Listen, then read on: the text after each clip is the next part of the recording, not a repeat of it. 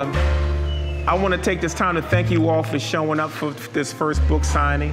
It's been a labor of love, but it's been mostly love. I started this whole process. Actually, my son started this process. He looked at me and he says, "Dad, I can't believe you've been doing this for 40 years." And I don't think it registered to me at the time what he said, but it had been 40 years. And I was sitting down going, wow, you know, I've been to all these museums, I've been to galleries, I've been to bookstores. 40 years, that's kind of a landmark. Not many people I know have done something like this for 40 years. Well, I think his story is one that young artists can relate to. The way he came up, what he started doing with some of the commercial art, what he got from his father, and the fact that he's come up through the system. And so when you look at the book and you look at the body of work, which a lot of artists may or may not do, but when you look at the body of work over so many years, it's just incredible. And so a young artist looking at that to say, and reading the story, not just looking at the artwork, but reading his journey, to me it would be inspiring. But I wanted to at least create something that they could see a part of themselves in.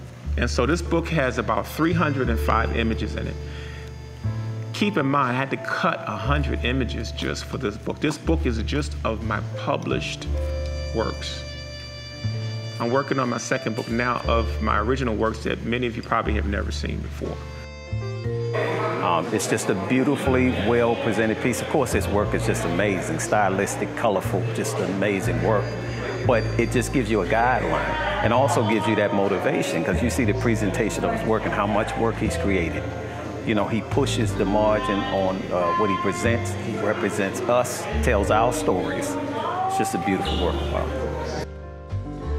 I always wanted to depict some things that were non-typical subjects for us to be seen in. When I first started in this market, it was a lot of Southern churches, and it was slave scenes, cotton scenes, and all of a sudden I started doing dance, and the artists started doing other stuff, and they felt comfortable doing all these other things, and it just was a major explosion that you guys are still participating in today. And I do think that that movement that went uncharted from 1985 to 2005 is the reason why a lot of the arts is flourishing right now, even today. It's inspirational, and it's such a collection of amazing work over many years, and I like to see that transformation.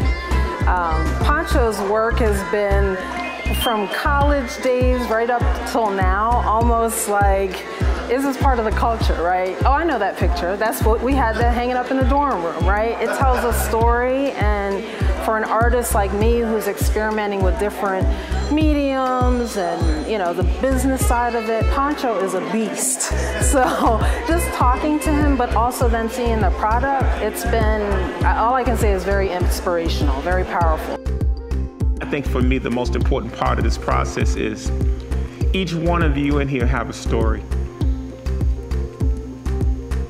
It has all the elements. It has comedy, it has drama, it has trauma, it has everything. And we have to value our own stories, but more or less we have to share our stories. When it comes to being a business person, marketing, getting your art out, and Poncho did that since jump. You know, he came out of school, he came out moving, knowing that what he does is something good, that he could make a living from it, and he did that immediately. It does tell you all the art experiences I've had from when I started up to the current time. And so I did that kind of as a love letter to my artist colleagues, because we've had so many discussions over the decades about the different journeys we've gone on. And unfortunately, nobody's documenting their story. And so I knew that it was within my capacity to do something like that, to sit down and just tell my story. Larry, he did what he wanted to do, and he made a success of it.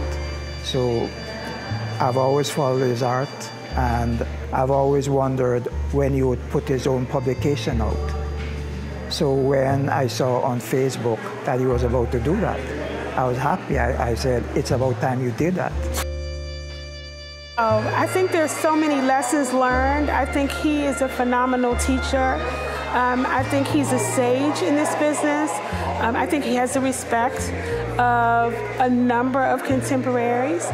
and emerging artist. And I know that he is an educator. He's educated me on the various facets of African American art.